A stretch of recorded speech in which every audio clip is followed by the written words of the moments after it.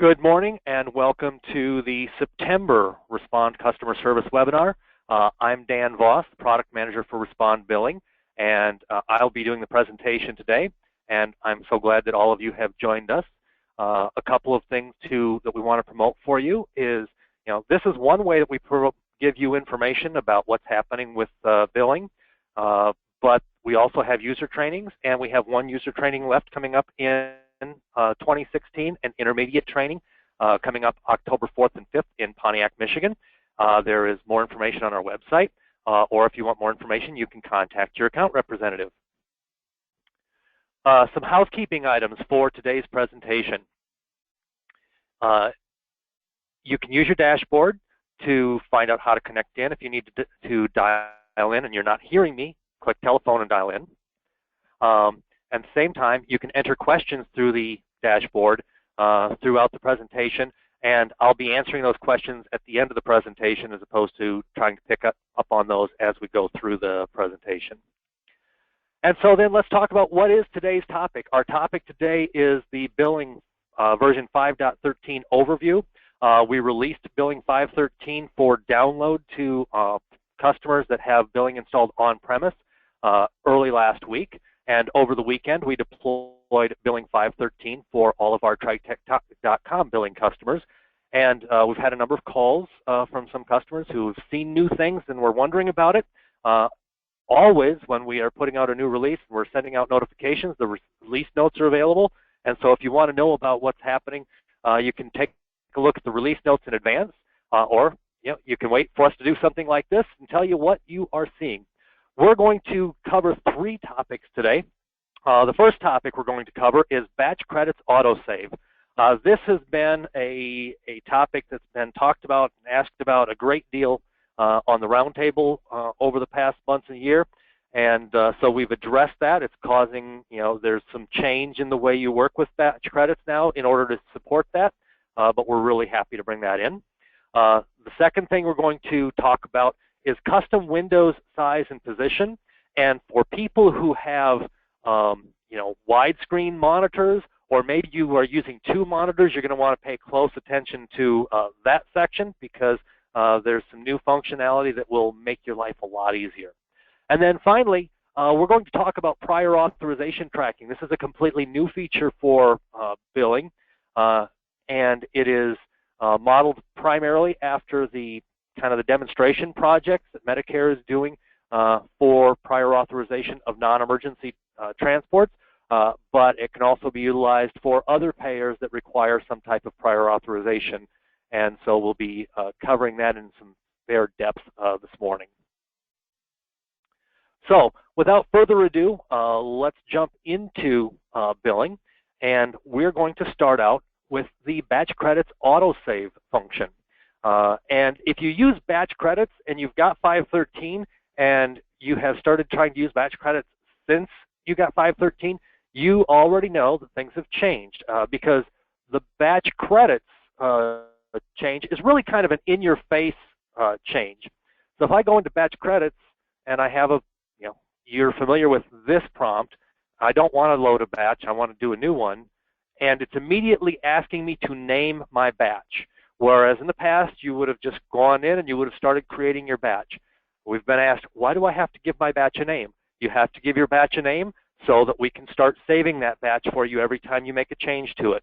It's been a really popular request as people, if a machine crashes in the middle of a batch, or if, in some cases, people online, if they had an internet failure, they get disconnected from online, and suddenly they hadn't saved their batch, and they lose that work. So we don't want that to happen anymore. But if we're going to save it, we want to it has to have a name. So I'm going to give it a name of Dan's Demo Batch. At that point, batch credits works just the way that it always has as far as for entry. Select the call, select a credit ID, put in an amount,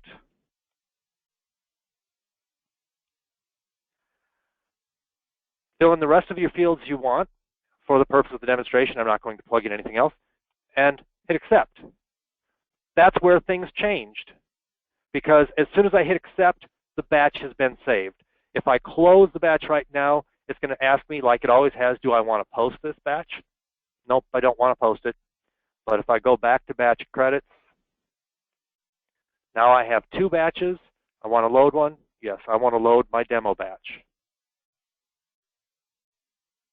The load process works the same as it always has. If I add another credit,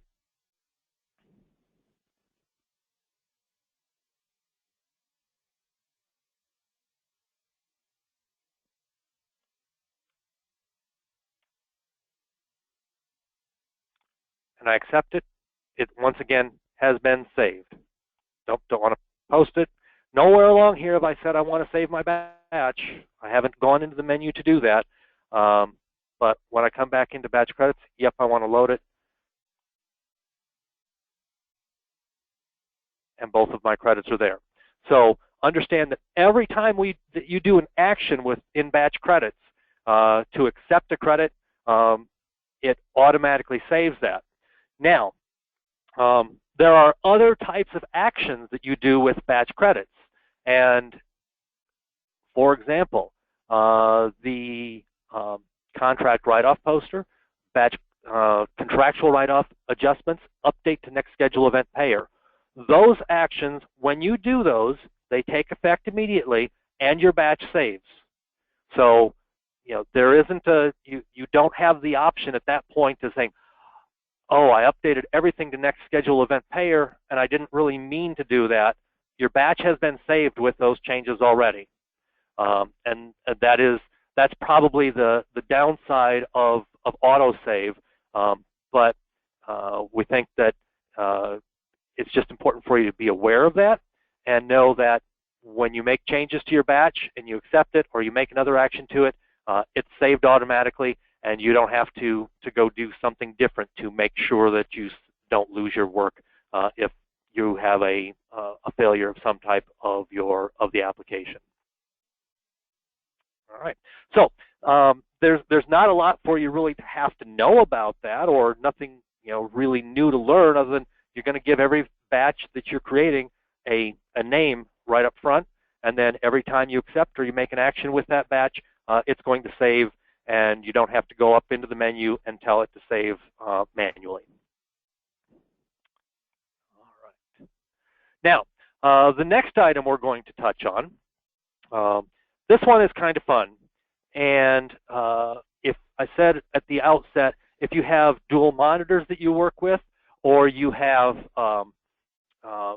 widescreen monitors as opposed to narrow screen, the program was built for the rectangular, for more of the square monitors, the 4x3 monitors that we've had. And as we got larger monitors, we didn't really take advantage of the extra space. You could drag your windows around to it, but you always had to do that every time you open the program.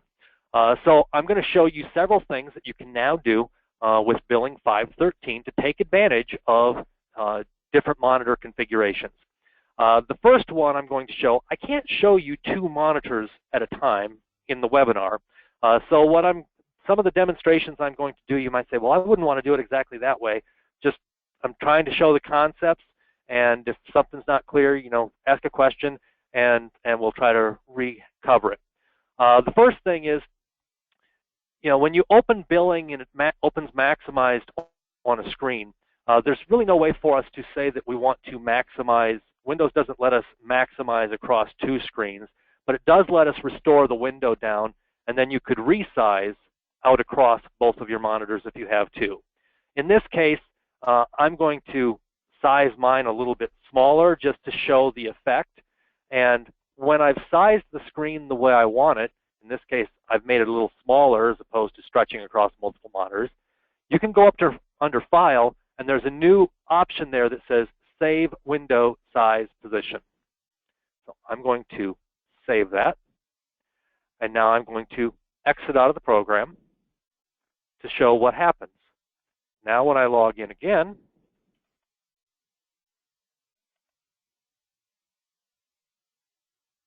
my screen came back up in that same size and position that I saved it in.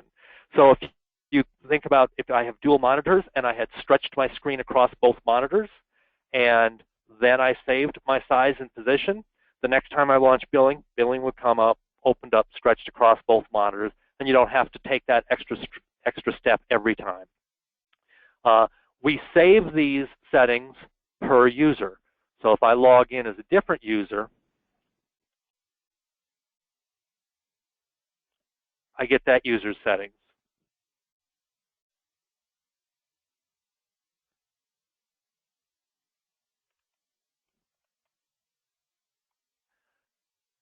By the same token, if I've made a bunch of changes to my settings and I'm not happy with it, we have kind of a get out of jail free card. So if you have no windows open on your screen, you can go up under File and you can say restore the default Windows size and position, which point says, all right, when you relog in, we're going to put everything back the way it is by default. But you'd call that kind of your get out of jail free card if you've made a bunch of changes and you think, I'm just not happy with what I did and I don't want to go back and change each one individually because I might not find them all. You can reset everything back to defaults. Here, I'll log back in as demo again. And I'm back to my full screen. Now, it is not just a matter, though, of being able to save the application size area. We also, individual screens that you use within the application, you can resize those and you can set the position of those. Again, since I'm a little limited on real estate, the examples I give you might not be what you would want to do, but it will give you the idea of how you can leverage this new functionality. So I've opened a call screen here, and by default, when I open a patient screen or another screen, it will come up kind of cascaded off of the first one. But if I have enough screen space where I want to be able to look at my patient and my call at the same time, maybe I want to put them side by side. And when I have those windows where I want them, I can go up and I can say, save my Windows size and position. So now if I close that patient screen, if I reopen a patient screen, it opens over there. If I, even if I close out of the program,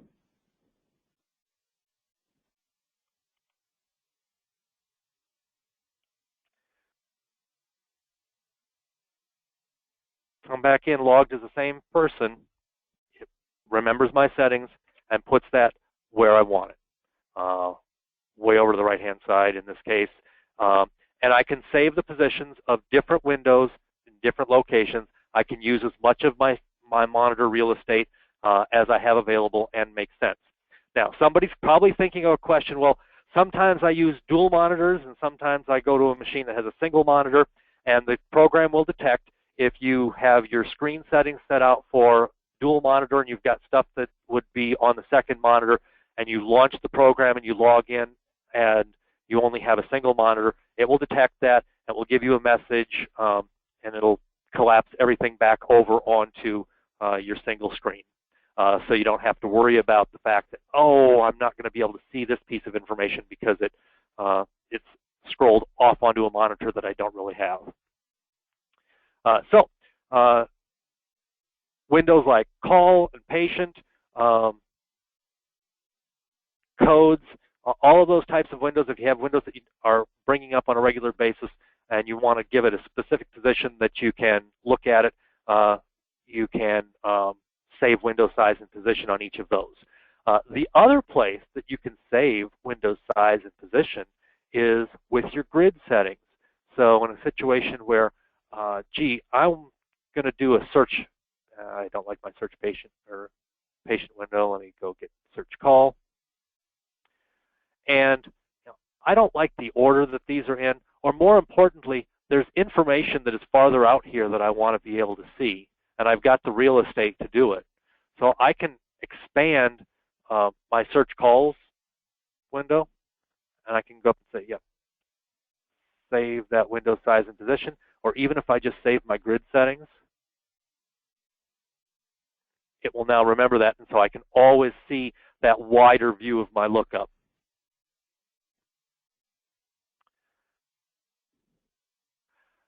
Um, and so we think that this is going to be really beneficial for a lot of customers to be able to take advantage of some extra screen real estate. For customers that are using the Nemesis import, and when you have imported a Nemesis 3 type of response to a call and you use the Nemesis PCR, we can see some definite advantage of being able to open up a Nemesis PCR, slide that off to your second screen or third screen if you're really blessed, and save your position. And so then whenever you hit that button to open up your Nemesis PCR, it will open up on that screen.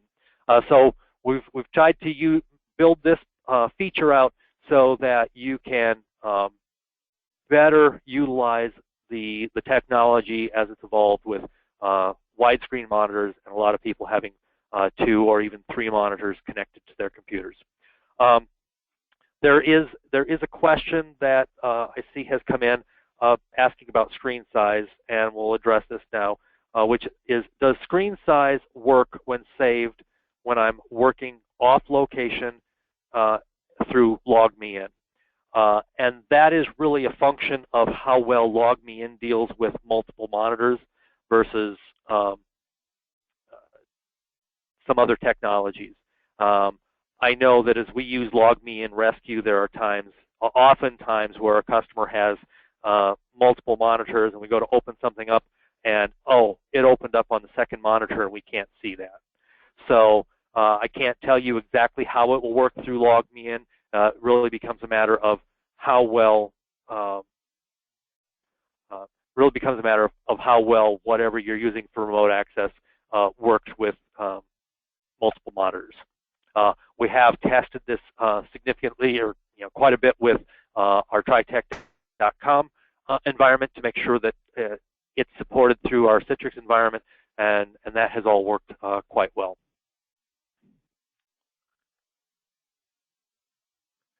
All right. So that's what we have for custom Windows size and position. Things to remember: when you have something laid out where you want it, go up to the File menu and save your Windows size and position. And if you want to undo the changes you've done, make sure all of your windows are closed and restore default Windows size and position. All right. Next up, we're going to go to a completely new feature. And that new feature is called prior authorization tracking. As some of you are aware, Medicare has pilot projects running in multiple states right now requiring prior authorization for non-emergency ambulance transports. And depending upon how this pilot project goes, there is the potential that this project could be expanded nationwide. And so we wanted to get ahead on this a little bit once we saw how it was working out in some of the pilot states, and before it suddenly becomes a mandate across the country, to make sure that you're equipped to be able to track prior authorizations and work with them better within billing. And so there are 3 areas that we are going to look at prior authorization. Prior authorization affects the patient record, prior authorization affects the call, and prior authorization can also affect the code. And so we're going to start out first with the prior authorization on the patient. So when we are on a patient entry screen, and I'm going to go search for patient. You'll note that the tab for PCS has now changed. The title of that tab is no longer just PCS, it is now PCS/prior authorization. And if I had PCS and prior authorizations both on this patient, I would see a listing of those on this tab. If I go to Edit, I have the option of editing a PCS or editing a prior authorization. And you'll notice that the edit area in the lower part of the window changes depending upon which function I want to work with. PCS hasn't changed its functionality at all. It is working just the same way as it always has. Prior authorization is new. And so for prior authorizations, we can document, if you want to track your requests and keep tabs on the history of a prior authorization, we've modeled this form after the Medicare requirements. So you have a requested date. Ultimately, you have an effective date once it's been approved. And so I'm going to give this an effective date, and I'm going to say I asked for it a while ago. Don't pay attention to the dates because I just make them up. If the payer has an expiration date for their prior authorization, you can document that as well. Medicare says there are 3 types of prior authorization requests. There's an initial, there's an expedited, and there's a resubmission. You can document that as well. There is no functionality that's built around, in the program, built around that type field, though there is some functionality built around the effective date, the expiration date, the service that I'm coming up with, and the status and the payer. So when we ask for a prior authorization, and especially Medicare, it's like, well, what service are we being authorized for? And so in this case, I'm going to say, well, we're being authorized for service AO428. And in this case, I can say I have approved it, but once I have my number back, I'm going to say, or that I requested it. Once I've got it back, I'm going to say it's been approved, and this is for this patient's Medicare, and it is good for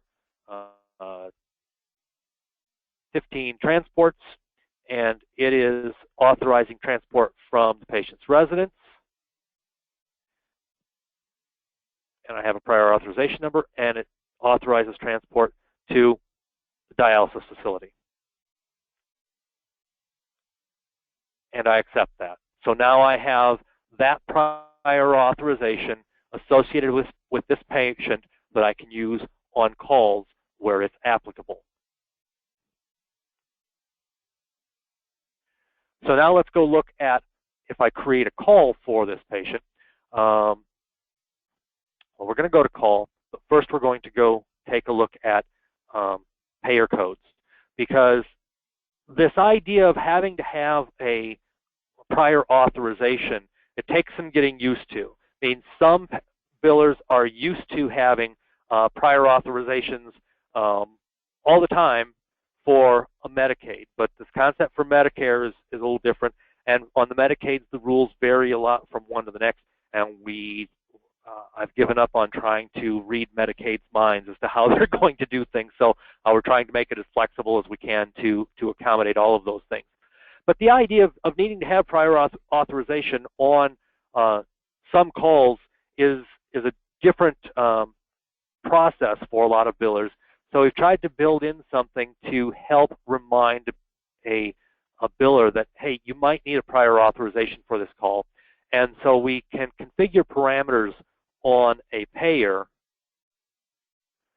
code to try to warn a biller about prior authorization requirements. Now, setting up the payer code, what we're going to show here, is not a requirement to use the prior authorization information that we just did on the patient, and it's not a requirement to put a prior authorization on a call. It is only a requirement to set this up if you would like billing to warn you when it thinks that you might need a prior authorization for the payer based upon the rules that you put in place on this prior authorization tab. So we have a couple of fields, and I have this pre-configured with some information. It's not really, it's information that makes it easy for me to demo it as opposed to kind of real-life information. But I will talk about the different fields that we have. First off, we know that some carriers have a maximum number of days that they will issue a prior authorization for, and they have a maximum number of trips that they will issue a prior authorization for. Per payer code, you can document that information here on the payer code as far as what's the maximum number of days and the maximum number of trips that can be authorized. But at this point in time, those two fields are strictly informational fields for you to be able to document the information. It is not there's no program functionality built around it. Now, the next two fields, the grace number of days and the grace number of trips, there is functionality built around these fields. And the purpose of these two fields is to help identify what a repetitive transport is. So, Medicare, I believe their rule says that if you have more than 3 transports in like a 10-day period, then it's a repetitive transport, and you need prior authorization for anything further that you're going to bill after that. And again, that is, reread the rule, because that's what I'm doing from memory as what the rule is, and that is only in those pilot states. So if you are not in one of the pilot states that is doing prior authorization for non-emergency transports at this time, don't panic thinking that you missed out on something. That's a rule you don't know about. It's just there's a pilot group of states that are dealing with this now. We're building functionality to help them out and to also help out everybody if this goes national. So what we say with the grace number of days is, well, how many days of X trips can I have before I have to consider this a repetitive that I need a prior authorization for? And then in that grace number of days, how many trips can I have without it being considered repetitive? And so if I'm allowed, 3 trips in a 10-day period, I would say, well, my grace number of days is 10, and my grace number of trips is 3.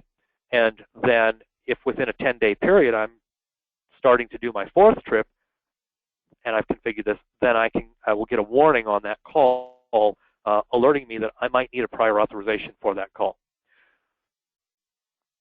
The other piece of getting warnings is identifying what HCPCS the payer requires a prior authorization for. We're basing this off of HCPCS.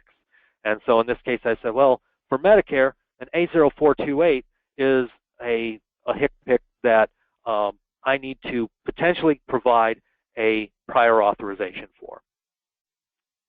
So this is all of the information that you can set up on a payer code in order to get some warning on calls to help you know, hey, I might need a prior authorization on this call.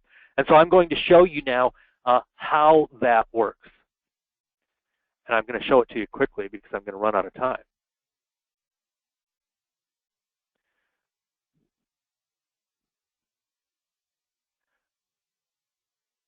Okay, so I have a call in here.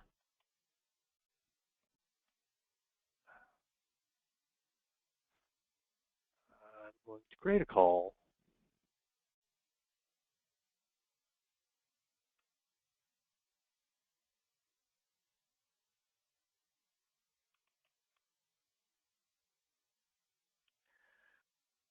And this call is going to be for yesterday.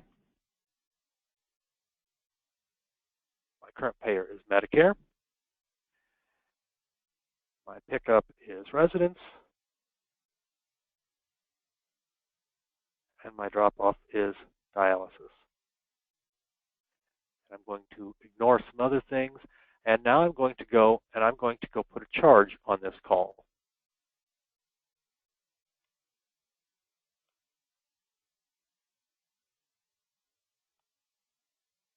BLS non-emergency, which is A0428.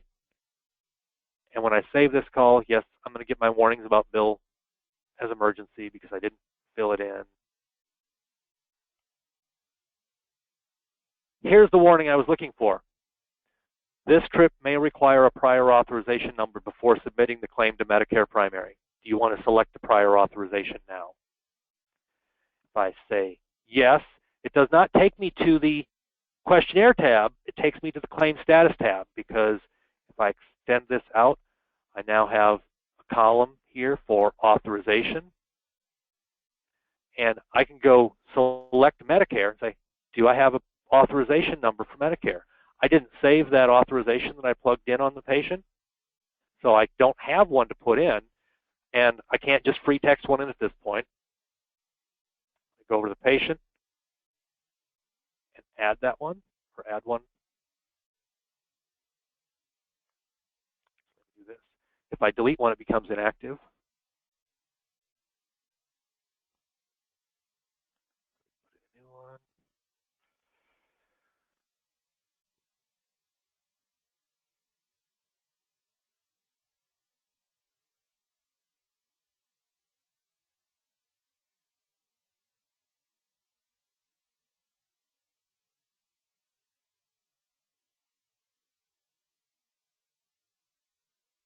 and I do my drop down for authorizations, I do have an authorization that I can use. It matches my pickup location, my drop-off location, and it matches the type of service that I'm doing. And I can select it. It's up there. When I save it,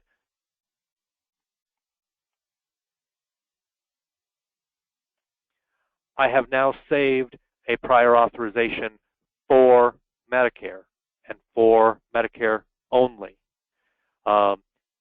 And our electronic claims have been updated so that it will pull the Medicare prior authorization or any authorization from this field as opposed to back on the questionnaire tab. It is backwards compatible. If you have prior authorizations on the questionnaire tab, it will find that. But going forward, you want to be putting your authorizations here. So if we run into a situation where you need to have a prior authorization number for a primary payer and a different one for a secondary payer, you have that ability to have separate notifications or separate authorizations for two different payers. That, in a nutshell, is prior authorization. Now, if you want to know more about that, there is a recorded class that you can access on our website. And the easiest way to get to it is to go to www.tritech.com, go to the Customer Communities section for Respond, and then click this link for YouTube. It's over on the right-hand side. And that will bring you up to the TriTech EMS Education videos. And there is a video right here for prior authorization in 513. And we strongly encourage you, if you are wanting to implement prior authorization tracking, to take a look at that video. So with that, let's go take a look and see what we have for questions for a few moments. I know we're running over time, and I apologize for that. There is a question. I thought you mentioned we can change the grid settings if we don't like the order things are shown in the search window. How do we change the order of those columns, or did I misunderstand? You can do that. You've always been able to do that when you have the grid open.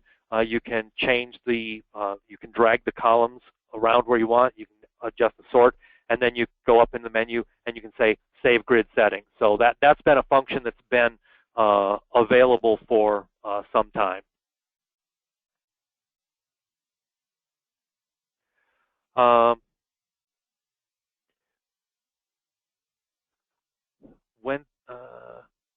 How do you get the tab for prior authorization in the patient account?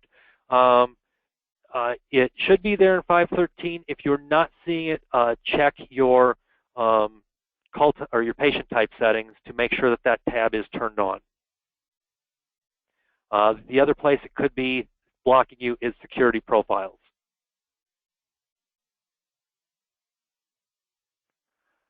And let's see, there was also another question about tab becoming active. So those would be the two places to check your security profiles and your